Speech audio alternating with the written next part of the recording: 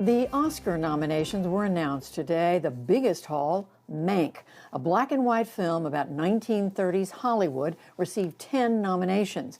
After years of frustration over the lack of diversity in award selections, just one black-centered film, Judas and the Black Messiah, received a nomination in the Best Picture category. And no African Americans received nominations in the directing category.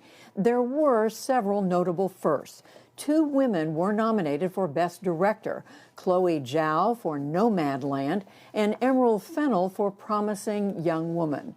In the Best Actor category, Riz Ahmed became the first Muslim and Steven Yeun the first Asian American to be nominated.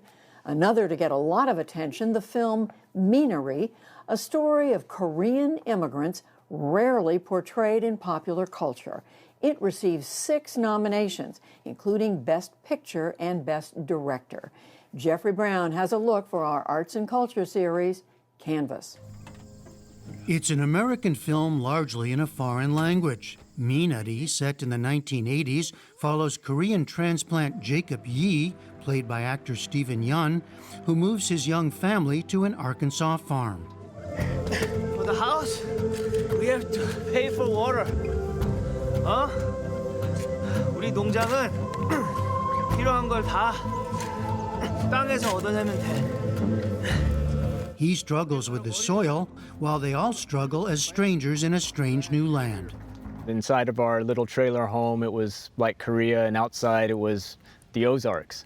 The film is a fictionalized account of writer-director Lee Isaac Chung's own childhood. I actually started with about 80 memories, and once I did this exercise of just charting out different things I remember from being that age, around 5 to 6 years old, I saw the arc of a family story, of a journey that a family takes together.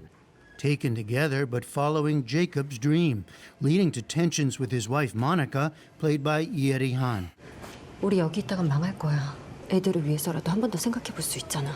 애들도 한 번쯤 아빠가 뭔가 해내는 거 봐야 될 거 아니야. The film is named for a bitter herb popular in Korea.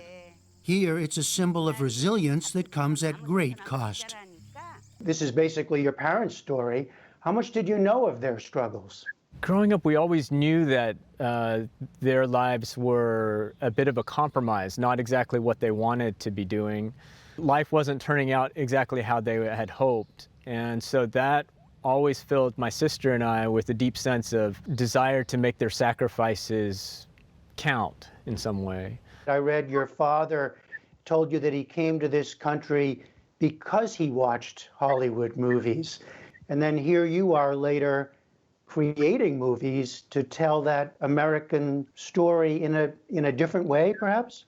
It's quite ironic in some sense. When my mom found out that I wanted to become a filmmaker, her first thing that she did was that she turned to my dad and said, "This is your fault. You watched too many movies growing up."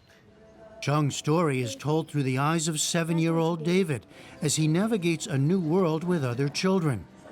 Why is your face so flat? And then in the film's most poignant relationship with his own grandmother, newly arrived from Korea to help the family with little English, a mischief-making figure from the old world. 이리 와. 아이고, pretty boy. I'm not pretty. I'm good looking. Veteran South Korean actress Ya Jung-yoon sought guidance from director Chung on the role. I'm sure he had a vivid memory of grandmother, so should I imitate her? Or I asked him, and he said, no. You just play yourself. It's fine with me. So we create that character together. And later on, after we finished that movie, and then Isaac said, my grandmother was not like you at all. Strong boy. Chung, in fact, dedicated the film to all our grandmas. Yoon says she thought of her own, who made so many sacrifices for her family in the difficult years after the Korean War. I didn't realize until I get over 60, I was so bad to my grandmother. So from that time, every night I pray for her, just ask her forgiveness. I was so stupid and I didn't know your sacrifice, your love and your devotion. I understood perfectly this script. In the film, Yoon's wrestling-watching, profane grandma learns to love Mountain Dew. Good boy, good boy, good boy. In one memorable scene, David puts urine in her cup instead of soda.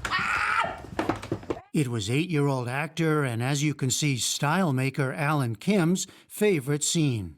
It wasn't real pee though, because that would be bad. It was Mountain Dew. Did you know much about that generation of people coming from Korea to the United States? My mom and dad say it's called the American Dream, but I've never heard about that. Minari's Golden Globe win came in the foreign language category. That sparked a mini controversy for a film by Americans. Chung wrote it in 2018 amid political divisions. It comes out amid violence against Asian Americans during the pandemic. But also as part of a flowering of Asian American stories in popular culture. I feel like audiences are starting to hunger this more, or at least showing that they hunger more diverse stories and experiences outside of what they're used to.